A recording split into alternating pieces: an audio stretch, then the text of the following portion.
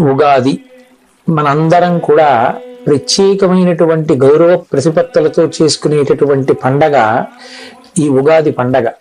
ఈ ఉగాదికే యుగాది అని ఒక పేరు ఉంది. అంటే అసలు కలియుగ ప్రారంభం ఇవాల్టి రోజునే జరిగింది అని. భాషాపరంగా రాష్ట్రపరంగా వేరు వేరు ఉగాదులు ఉన్నప్పటికీ తెలుగు భాషకి మాట్లాడేటటువంటి వాళ్ళందరూ కూడా ఈ చైత్ర శుద్ధ పాడ్యమి నాడే ఉగాది పండగ చేసుకుంటారు. మనం చాంద్రమానాన్ని ఎప్పుడూ కూడా కాల గణనమునకు ప్రాతిపదికగా తీసుకుంటాం. ఈ చాంద్రమానమునందు చైత్రమాసం మొట్టమొదటి మాసంగా స్వీకరింపబడుతుంది. ఈ చైత్రమాసంలో వచ్చేటటువంటి శుక్లపక్ష పాడ్యమి ఏది ఉందో ఆ పాడ్యమి మొదటి తిథి. ఆ మొదటి తిథియే ఉగాది పండుగ. ఈ ఉగాది పండుగ ఎలా నిర్వహించుకోవాలి అన్నదాన్ని శాస్త్రాలు స్పష్టంగా చెప్పాయి. ఉగాది పండగ నాడు మాత్రం ఏ కారణం చేత కూడా బ్రహ్మముహూర్తానికి తరువాత లేవకూడదు. కనీసంలో కనీసం సూర్యోదయానికి ముందరే లేచి స్నానం పూర్తి చెయ్యాలి. చాలా మందిలో ఉన్నటువంటి అపప్రథ ఏమిటంటే సూర్యోదయం అయిపోయిన తరువాత పూజ చేసి ఆ పూజలో వేప పువ్వు పచ్చడి అనబడేటటువంటి పచ్చడిని నైవేద్యం చేసి దాన్ని ప్రసాదంగా తీసుకోవచ్చు అని. కానీ శాస్త్రంలో అలా చెప్పబడలేదు. యద్వర్షాదౌ నింబసుమం శర్కరాంలఘృతైర్యుతం. నింబసుమం అంటే వేప పువ్వు. అది వర్షాదౌ సంవత్సర ప్రారంభంలో శర్కరాంల ఘృతైర్యుతం. శర్కర అంటే పంచదార. కానీ పంచదార అన్నప్పటికీ కూడా దేవతలకి నైవేద్యం చేసేటటువంటి ప్రసాదంలో నిలవదోషం లేనటువంటి పదార్థమైన బెల్లాన్నే వాడతాం కాబట్టి బెల్లము అని అక్కడ అర్థం చేసుకోవలసి ఉంటుంది. శర్కరాంల ఘృతైర్యుతం. అందులోకి పుల్లని పదార్థాన్ని చింతపండు రసాన్ని చేర్చి కొత్త చింతపండుని ఘృతైర్యుతం ఆవు నీతిని కూడా కలిపి అలా తయారు చేసినటువంటి పదార్థం ఏదుందో దాన్ని భక్షితం పూర్వయామేస్య తద్వర్షం సౌఖ్యదాయకం. దాన్ని ఎప్పుడు తినాలని చెప్పారంటే పూర్వయామమునందు తినాలి అని. పూర్వయామమునందు అంటే సూర్యోదయాత్ పూర్వమే తినాలి. సూర్యోదయాత్ పూర్వం ఆ పచ్చడి తినాలి అంటే అది భగవంతుడికి నివేదన జరిగి ఉండాలి కదా. భగవంతుడికి నివేదన జరిగి ఉండాలి అంటే పూజ పూర్తయి ఉండాలి కదా. పూజ పూర్తయి ఉండాలి అంటే స్నానం పూర్తి అవ్వాలి కదా. అంటే ఉగాది పండగ నాడు స్నానం అనేటటువంటిది బ్రహ్మముహూర్తంలో చెయ్యాలి. ఆ బ్రహ్మముహూర్తంలో స్నానం చేసే ముందు ఒళ్ళంతటికీ కూడా తైలాన్ని అలదుకుంటారు. తైలే లక్ష్మీ. ఉగాది పండగ నాడు బ్రహ్మ ముహూర్తంలో ఒంటికి తైలాన్ని అలదుకుంటే ఆ తైలమునందు మహాలక్ష్మి ప్రవేశించి ఉంటుంది. ఆ కారణం చేత అలక్ష్మి తొలగుతుంది. జలే గంగా. సూర్యోదయం వరకు కూడా ఎక్కడెక్కడ నీరు ఉన్నా నీటిని గంగ ఆవహించి ఉంటుంది. తలస్నానం శరీరానికి తైలమర్దనం చేసుకుని భక్షితం పూర్వయామేస్య. బ్రహ్మ ముహూర్తంలో స్నానం చేసి వెంటనే ఈశ్వరుణ్ణి ఆరాధన చేసి ఉగాది పచ్చడి అని పిలువబడేటటువంటి వేప పువ్వు, దానితో పాటుగా బెల్లం ముక్క, చింతపండు పులుసు, ఆవు నెయ్యి కలపబడినటువంటి పదార్థాన్ని ఈశ్వరుడికి నివేదన చేసి దాన్ని ప్రసాదంగా ఎవరు తీసుకుంటారో వారికి తద్వర్షం సౌఖ్యదాయకం. వారికి ఆ సంవత్సరం అంతా కూడా సౌఖ్యదాయకమై ఉంటుంది అన్నది శాస్త్రవచనం. ఇక్కడ ఒక విషయాన్ని అర్థం చేసుకోవలసి ఉంటుంది. ప్రధానమైన పదార్థం ఏది అంటే నింబసుమం. వేప పువ్వే ప్రధానమైనటువంటిదై ఉంటుంది. ఆ వేప పువ్వు ప్రధానంగా తీసుకుంటే ఏమొస్తుంది అన్నారు. శతాయుర్వజ్రదేహాయ. 100 సంవత్సరములు జీవించగలిగినటువంటి లక్షణం. కేవలం 100 సంవత్సరములు ఆయుర్దాయంతో ఉండి ఏ మంచానో పడి ఉంటే ఉపయోగం ఏముంది? కాబట్టి వజ్రదేహాయ. ఆరోగ్యంతో ఉండి తాను ఏ సంకల్పం చేశాడో ఏ కార్యం చెయ్యాలనుకుంటున్నాడో అటు భగవత్పరమైనటువంటి సమాజ అభ్యుదయము కొరకు చెయ్యాలనుకున్నటువంటి కార్యములను చేయగలిగినటువంటి సమర్థత శరీరమునందు నిలబడి దాని వలన వజ్రదేహాయ సర్వసంపత్ ప్రదాయచ. ఆ వేప పువ్వు సమస్తమైనటువంటి సంపదలను ఇవ్వగలిగినటువంటిదై ఉంటుంది. దానితో పాటుగా అది అరిష్ట నివారాయ. అరిష్టములను నివారిస్తుంది. భక్షితం నింబదళం అని ఆ నింబదళాన్ని నింబ పుష్పాన్ని తీసుకుంటారు. ఈ నింబ అన్న మాటకి ఇంత ప్రఖ్యాతి వేప పువ్వుకి ఎందుకు ఇంత గొప్పతనం వచ్చింది అని పరిశీలనం చేసినప్పుడు మనకు ఒక విషయం అవగతం అవుతుంది.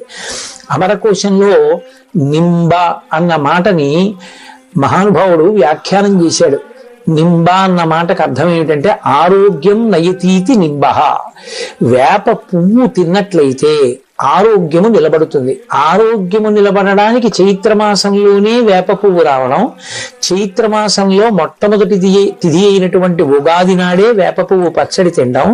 దీని వెనక ఉన్న మర్మం ఏమిటి అంటే యమధర్మరాజు గారి యొక్క దంష్ట్రలు కోరలు 2 ఋతువులలో బయటికి వస్తాయి. అవే వసంత శారదానేవా, వసంత ఋతువు, శరత్కాలము, శరదృతువు. ఈ 2 ఋతువుల యందు యమధర్మరాజు గారు ఒక్కొక్క కోర బయట పెడతాట. అది వసంత ఋతువులో చైత్ర శుద్ధ పాడ్యమి నాడు ఆ కోర బయటికి రావడం మొదలవుతుంది కాబట్టే వడగాట్పులు మొదలైనటువంటి వాటిల్లో జనం విశేషంగా పడిపోతారు. అలా పడిపోకుండా యమధర్మరాజు గారి పాశములకు చిక్కకుండా శరీరమునందు ఆరోగ్యం నిలబెట్టగలిగినటువంటి అనుగ్రహ శక్తిగా పరదేవతయే వేప పువ్వుగా ఆ కాలమునందు పరిఢవిల్లుతుంది అని శాస్త్రవాక్యం.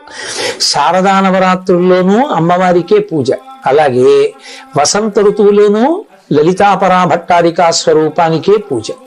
ఈ 2 ఋతువుల్లోనూ అమ్మవారిని పూజ చేస్తే అమ్మవారి అనుగ్రహమే వేప చెట్లకి ఆ సమయంలో పువ్వుగా వచ్చి ఆ పువ్వుని ఈ పదార్థాలతో కలిపి అది ఏ సమయంలో తినాలో ఆ సమయంలో తినాలి. అనారోగ్యంతో ఉన్నటువంటి వ్యక్తి వైద్యుడి దగ్గరికి వెడితే ఏదో ప్రొద్దున్న 1 మాత్ర, మధ్యాహ్నం 1 మాత్ర, రాత్రి 1 మాత్ర వేసుకోండి అంటాడు. 7 రోజులు ఒక్కొక్క రోజు 3 మాత్రలు వేసుకోమన్నారు. 7 రోజులవి కలిపి 7 3 21 ఒక్కసారి వేసుకుంటే తగ్గిపోదా అని వేసుకోం కదా. అలాగే ఆయన చెప్పినట్లు వేసుకున్నట్లే శాస్త్రకారుడు చెప్పినట్టే ఆ ప్రసాదాన్ని తీసుకోవాలి.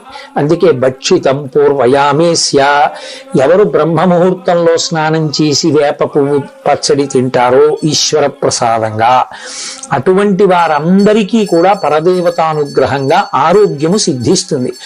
ఆరోగ్యము అంటే యమధర్మరాజు గారి యొక్క కోర బయటికి వచ్చిన కారణం చేత విస్తరించినటువంటి ఉపద్రవ స్వరూపమైనటువంటి భయంకరమైన వ్యాధులను తట్టుకోగలిగినటువంటి శక్తి వస్తుంది.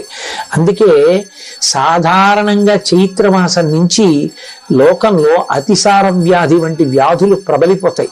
అవన్నీ అంటు వ్యాధులు, కళ్ళకలకలు రావడం, అతిసార వ్యాధి రావడం, అమ్మవారు అన్న పేరుతోటి చర్మ సంబంధమైనటువంటి వ్యాధులు రావడం, ఒంటి మీద మచ్చలు పైకి తేలడం, ఇవన్నీ అంటువ్యాధులై చాలా తేలిగ్గా ఒకరి నుంచి ఒకరికి సంక్రమించడం జరుగుతూ ఉంటుంది.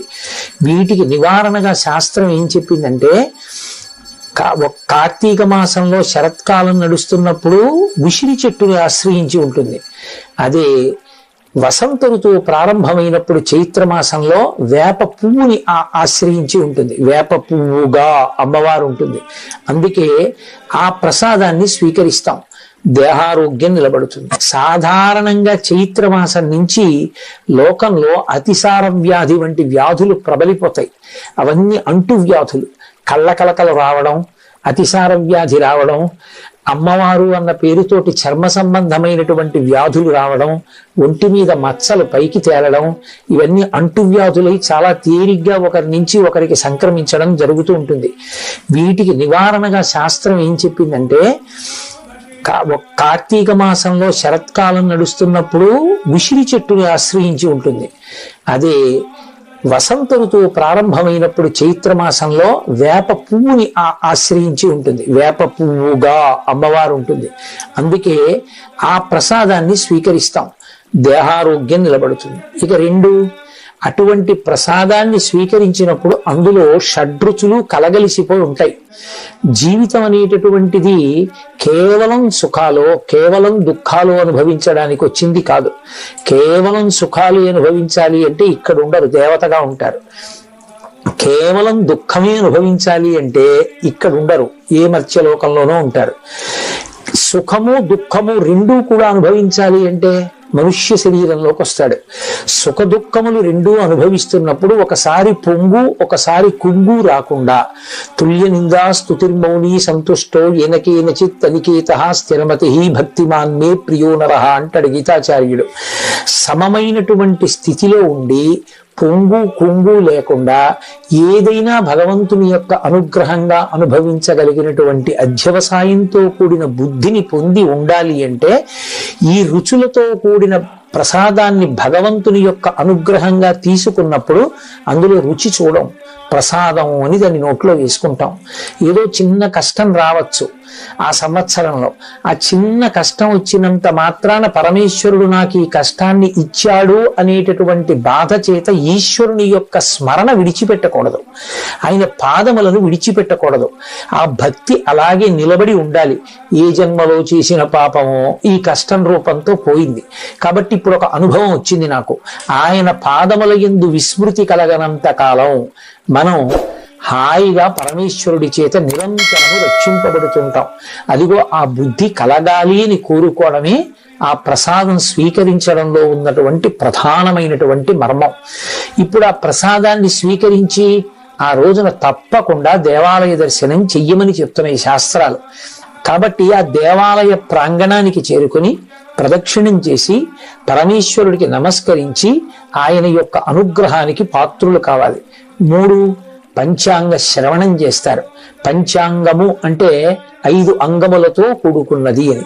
తిథి, వారము, నక్షత్రము, కరణము, యోగము అనబడేటటువంటి 5 అంగములు కలిగినది కాబట్టి దానిని పంచాంగము అని పిలుస్తారు. ఇంగ్లీష్ క్యాలెండర్ ఉందనుకోండి, ఏదో ఒక డేట్ మాత్రమే ఉంటుంది. ఆ డేట్ ఒక్కటి చూసి ఈ పని చెయ్యాలా ఈ పని చేయకూడదా అంటే ఏం తెలుస్తుంది? ఏం తెలియదు. కానీ సనాతన ధర్మమునందు జ్యోతిష శాస్త్రము వేదమునకు ఉపాంగము. అది విరాట్ పురుషుడికి నేత్రస్థానమై ఉంటుంది. జ్యోతిషము కన్ను కనుక రాబో కాలంలో జరగబోయేటటువంటి విశేషాల్ని, గ్రహముల యొక్క కదలికలని లెక్క కట్టడానికి అనువైనటువంటి ప్రజ్ఞని సంతరింపచేశారు భారతీయ ఋషులు. అందుకే గ్రహణం ఎప్పుడు వస్తుందో, ఎన్ని గంటలకి పట్టుకుంటుందో, మధ్యకాలం ఏదో, దట్టంగా ఎప్పుడు ఉంటుందో, ఎప్పుడు విడిచిపెడుతుందో కూడా పంచాంగ కర్తలు నిర్ణయం చేయగలుగుతున్నారు. అంటే ఇతర దేశాల్లో ఈ గ్రహణం గురించి పరిశోధనలు జరిగే నాటికే మన భారతీయ ఋషులు పంచాంగాలలో గ్రహణాన్ని లెక్క కట్టగలిగారు అంటే వారి దార్శనికత అర్థం చేసుకోవచ్చు. లెక్క కట్టి మనకి చెప్తారు. ఆ లెక్క కట్టి చెప్పినప్పుడు తప్పకుండా వెళ్ళి ఉగాది నాడు పంచాంగ శ్రవణం చెయ్యాలి. ఉగాది పండగ వచ్చే పర్యంతము కొత్త పంచాంగాన్ని చదవకూడదు. ఏదో ముహూర్తాదులు పెట్టేటటువంటి పండితులు తప్ప సామాన్యులు పంచాంగాన్ని చదవకూడదు. ఒక్క ఉగాది నాడు తను పంచాంగం చదువుకోవడం కాదు, పంచాంగ శ్రవణం చెయ్యాలి. పంచాంగ పఠనము జ్యోతిష శాస్త్రమునందు విజ్ఞానము కలిగినటువంటి పెద్దలు దేవాలయ ప్రాంగణంలో చేస్తారు. అక్కడికి వెళ్ళి కూర్చుని వింటారు. పంచాంగము అంటే తిథి, వారము, నక్షత్రము, కరణము, యోగము అని మనవి చేశారు. తిథి అంటే కేవలం తేదీ కాదు. మనకి శుక్లపక్షమునందు 15, కృష్ణపక్షమునందు 15 తిథులుంటాయి. పాడ్యము నుండి మొదలుపెట్టి పౌర్ణమి, అమావాస్య వరకు. ఆయా తిథులకు మళ్ళీ ఒక లక్షణం ఉంటుంది. శుక్లపక్షంలో వచ్చేటటువంటి తిథులలో ఏ తిథి నాడు ఏ పని చెయ్యవచ్చు, ఏ పని చెయ్యకూడదు. ఆ పని ఆ తిథి నాడు చేస్తే ఆ తిథికి ఒక అధిష్టాన దైవం ఉంటారు. ఆ అధిష్టాన దైవము యొక్క అనుగ్రహము కలిసి వస్తే ఆ పని చక్కగా పూర్తవుతుంది. పురుష ప్రయత్నానికి ఈశ్వరానుగ్రహం తోడుగా రావాలి. కచ్చిత్ పురుషకారంచ దైవంచ పరిపశ్యతే అంటుంది సీతమ్మ తల్లి. ఈ పురుషకారానికి ప్రయత్నానికి పక్కన ఈ ఈశ్వరుని యొక్క అనుగ్రహం కూడా కలుగుతోందా? ఆ రెండు కలిస్తేనే కదా రాముడు గెలుస్తాడు అంటుంది. అందుకని ఈశ్వరుడి కృప ఏ తిథి నాడు మనకి బాగా ప్రసరించడానికి అవకాశం ఉందో తెలుసుకుని మంచి పని చేయడానికి తిథులు వినాలి. 2 వారము. వారము ఏ రోజు సూర్యోదయానికి ఏ హోర ఉందో ఆ హోర పేరు మీదే ఆ వారం ఉంటుంది. ఆదివారం సూర్యోదయ కాలానికి సూర్య సంబంధమైన హోర నడుస్తుంది. అందుకే దానికి ఆదివారము భానువారము అని పేరు. భానుడు అంటే సూర్యుడు. అంటే ఆదివారం నాడు సూర్య సంబంధమైనటువంటి విశేషాన్ని దేన్నైనా నిర్వర్తిస్తే సూర్యానుగ్రహానికి విశేషంగా పాత్రులు కావచ్చని, సూర్య ప్రకాశము కలిగి సూర్య తేజము చేత ప్రచోదనము పొందినటువంటి హోరతో ఉన్నటువంటి ప్రారంభమైనటువంటి రోజు కనుక. అలా సూర్యోదయం వేల్టికి ఏ తిథి ఉందో, ఏ హోర ఉందో, ఏ పని చెయ్యొచ్చో ఏ పని చెయ్యకూడదో హోరాశాస్త్రం చెప్తుంది. అలాగే తిథి, వారము, నక్షత్రము, మనకి 27 నక్షత్రాలు. ఎంతమంది పుట్టనివ్వండి ఈ 27 నక్షత్రాల్లోనే పుట్టాలి. పుట్టుకకి మరణానికి నక్షత్రాన్ని ప్రధానంగా చూస్తారు. 27 నక్షత్రాలకి ఒక్కొక్క దానికి 4 పాదాలు. 27 × 4 108 పాదాలు. అందుకే భగవంతుడికి సంబంధించిన అష్టోత్తర శతనామ స్తోత్రాలన్నీ 108 నామాలతోటే ఉంటాయి. ఉంటే 108, లేకపోతే 1000. ఎందుకని అంటే 108 పాదములలో పుట్టినటువంటి 2 పాదములు 4 పాదములు కలిగినటువంటి సమస్త ప్రాణులు సుఖంగా ఉండాలని కోరుకుంటాం. ఏ నక్షత్రంలో ఏ పాదంలో ఏ పని చెయ్యొచ్చు ఏ పని చెయ్యకూడదు అన్నది పంచాంగంలో చెప్పబడి ఉంటుంది. ఆ నక్షత్ర శాస్త్రాన్ని బట్టి విద్యుక్త ధర్మాన్ని నిర్వర్తించాలి. ఇక కరణము. కరణములు స్థిర కరణములు చరకరణములు అని ఉంటాయి. 7 చరకరణములు, 4 స్థిర కరణములు. ఏ కరణమునందు ఏ పని చెయ్యొచ్చో, ఏ పని ఎప్పుడు చేస్తే ఈశ్వరుని యొక్క కృప దానికి కలిసి సఫలీకృతుడవుతాడో ఆ కరణమునందు చెప్తారు.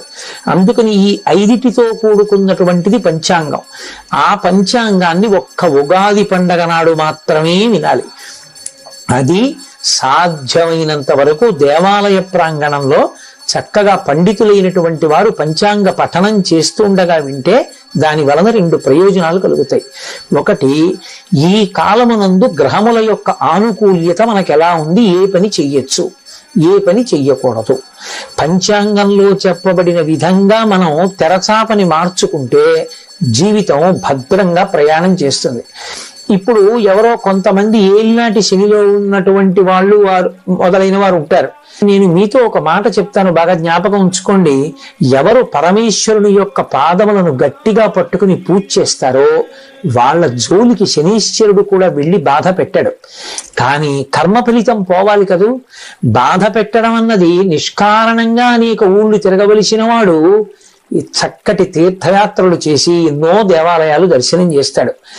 ఇటు బాధపడవలసినటువంటి వాడు సంతోషకరంగా భగవత్ సేవలో తరించిపోతాడు. ఎప్పుడు ఆ శనీశ్వరుడికి ఆదేశం వస్తుంది గ్రహానికి, ఆయనని బాధ పెట్టవద్దు సుమా, నువ్వు గ్రహంగా ఆయనని ఎంతవరకు క్లేశాన్ని కల్పించాలనుకుంటున్నావో అది ఒక్కటే కల్పించు, కానీ ఆయన మనసు ప్రహృష్టంగా ఉండకుండా మాత్రం పాడు చేయడానికి వీల్లేదు.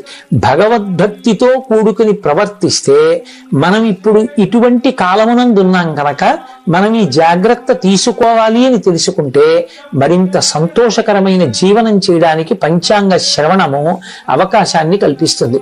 సంవత్సర కాలంలో మన ఆదాయ వ్యయాలు ఎలా ఉంటాయి, రాజపూజ్యమో అవమానమో ఎలా ఉంటుంది, గ్రహగతులు ఎలా ఉంటాయి, భార్యాబిడ్డలు ఎలా ఉంటారు, బహుశా గ్రహముల యొక్క ప్రభావం చేత మనకి క్లేశం కలిగేటటువంటి కాలం ఎప్పుడు ఉండొచ్చు, మనం ఏ దేవతల ఆరాధన విశేషంగా చెయ్యవలసి రావచ్చు, వీటి గురించి ఒక అవకాశాన్ని ఏర్పాటు చేసుకుంటే ప్రమాదకరమైన వ్యాధి రాకుండా ముందుగానే వ్యాధి నిరోధక టీకా వేయించుకున్న వాడిగా భగవంతుణ్ణి అర్చన చేసి ఆ ప్రమాదానికి మనం గురి కాకుండా మనని మనం రక్షించుకోవడానికి అటువంటి అవకాశం కలుగుతుంది. అందుకే పంచాంగ శ్రవణం తప్పకుండా చేస్తారు. ఇక ఈ నందననామ సంవత్సరానికి సంబంధించినంత వరకు శుక్రుడు ప్రధానమైనటువంటి స్థానముల యందు ఉన్నాడు, పక్కన చంద్రుడు ప్రధానమైన స్థానాల్లో ఉన్నాడు. కాబట్టి యథార్థమునకు ఎవ్వరూ ఏమీ బెంగపెట్టుకోవలసినటువంటి అవసరం లేదు. కాకపోతే ఈ సంవత్సరంలో ఉండేటటువంటి ప్రధానమైన గుణం ఏమి అంటే కొంచెం భోగ లాలస ఎక్కువగా ఉంటుంది. భోగముల యందు అనురక్తి ప్రతి వారి మనసులో ఎక్కువ అవుతుంది. పశ్చిమ దేశాల సంస్కృతి ప్రభావం వచ్చి పడిపోతుంది. అలా పడకుండా భోగ పరిత్యాగం చేసి త్యాగమయమైనటువంటి జీవితాన్ని గడపడానికి కావలసినటువంటి వాంగ్మయం అంతా మన సనాతన ధర్మంలో ఇవ్వబడి ఉన్నాయి. రామాయణ భారతాల కన్నా గొప్పగా చెప్పగలిగినటువంటివి ఇంకేమీ లేవు. ఎవరు చెప్పినా శాంతి శాంతి శాంతి, ఆ శాంతి గురించే బోధించే, ఆ ధర్మాన్ని బోధించే. వాటిని పట్టుకుని ఉండగా భోగ లాలసమన్నేమీ చెయ్యదు. కాబట్టి నందననామ సంవత్సరం ఏ కోణంలో చూసినా ఏమి బాధ పెట్టేటటువంటి రీతిలో లేదు. అందరూ కూడా సర్వశ్రేయస్సులు పొందుతారు. కావలసింది ప్రధానమైన దాన్ని పట్టుకోవడంలో మాత్రం వైక్లభ్యాన్ని పొందకూడదు. ఉగాది వచ్చినప్పుడు మనిషి తప్పకుండా జ్ఞాపకం చేసుకోవలసిన విషయం ఒకటి ఉంటుంది అని పెద్దలు చెప్తారు. ఒక సంవత్సరం గడిచిపోయింది అంటే ఆయుర్దాయంలో ఒక ప్రధానమైనటువంటి ఘట్టం పూర్తయిపోయింది. కాలము మాత్రం ఇంకా తిరిగి రాదు. ఉగాది పండుగ నాడు తప్పకుండా ఎవరికి వారు చేసుకోవలసిన హెచ్చరిక అంటూ ఏదైనా ఉంటే కాలము యొక్క విలువను గూర్చి మాత్రమే. కాల కలయతామహం అంటాడు కృష్ణుడు భగవద్గీతలో. ఆయన కాలస్వరూపుడు అయి లెక్క కడతాడు. కాలము యొక్క విలువ తెలుసుకుని మనం జీవుడిగా ఇవాళ ఈ శరీరంలో ఉన్నాం, కానీ వేరొక శరీరాన్ని పొందినప్పుడు కూడా సుఖం పొందాలి అంటే కేవలము పరమేశ్వరుని యొక్క భక్తి మాత్రమే కాపాడుతుంది. కాబట్టి కాలాన్ని దుర్వినియోగం చేసుకోకుండా దాన్ని సద్వినియోగం చేసుకునేటటువంటి ప్రయత్నం చెయ్యాలనేటటువంటి ఆంతరమైన హెచ్చరిక ఈ కాలాంతర్గతమైనటువంటి కాల సంబంధమైన పండగ కాబట్టి ఉగాది యందు నిర్దేశింపబడుతుంది. ఇక ఈ ఉగాది పండగకి సంబంధించి ఇంకొక గొప్ప విశేషం ఉంది. ఈ ఉగాది వసంత ఋతువు ప్రారంభం. ఈ వసంత ఋతువులో చైత్ర శుక్ల పాడ్యమి నాడు ప్రారంభం. ఈ పాడ్యమి నుంచి 9 రోజుల పాటు నవరాత్రులను నిర్వహిస్తారు. వాటిని వసంత నవరాత్రులు అని పిలుస్తారు. వసంత ఋతువు పైకి చాలా అందంగా ఉంటుంది. చైత్ర శ్రీమాన్ అయం మాసః పుణ్యః పుష్పితకాననః యవ్వరాజ్యాయ రామస్య సర్వం మే ఉపకల్ప్యతాం అంటాడు రామాయణంలో దశరథుడు. చైత్ర శ్రీమాన్, చైత్రము శ్రీమంతమైనటువంటి మాసము. అన్ని పుష్పించి ఉంటాయి. సంస్కృతంలో మధుమాసము అని పిలుస్తారు. అలాగే వైశాఖ మాసాన్ని మాధవ మాసము అని పిలుస్తారు. ఈ చైత్ర మాసంలోనే అసలు మనిషి ఎలా బ్రతకాలో నేర్పినటువంటి విష్ణువు యొక్క అవతారమై మనుష్యునిగా ఈ లోకంలో నడిచి చూపించిన శ్రీరామచంద్ర ప్రభువు యొక్క ఆవిర్భావం.